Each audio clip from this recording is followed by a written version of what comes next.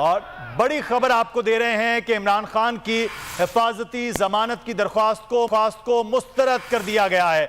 बड़ी खबर, Lahore high court में हिफाजती जमानत की दरख्वास्त इमरान खान की जो दायर की गई थी उसे मुस्तरद कर दिया गया। चेयरमैन पीटीआई इमरान खान के हिफाजती जमानत की दरख्वास्त को अब लाहौर हाई कोर्ट की जानिब से मुस्तरद कर दिया गया है। इंसदाद दहशतगर्दी अदालत ने उनकी जमानत मुस्तरद की थी और उसके बाद उन्हें हिफाजती जमानत के लिए उन्होंने रुजू किया था लाहौर हाई कोर्ट में, लेकिन लाहौर हाई कोर्ट की जानिब से कहा गया कि वो खुद पेश हों, लेकिन उनकी तिब्बी बुनियादों पर पेशी से माजरत भी की गई, बार बार मौका दिया गया चेयरमैन पीटीआई इमरान खान के हवाले से और अब हिफाजती जमानत की दरख्वास्त को मुस्तरद कर दिया गया। अब्दुल रहमान हमारे नुमाइंदे लाहौर हाई कोर्ट से हमारे साथ हैं। अब्दुल रहमान, आगाह कीजिएगा इस हवाले से।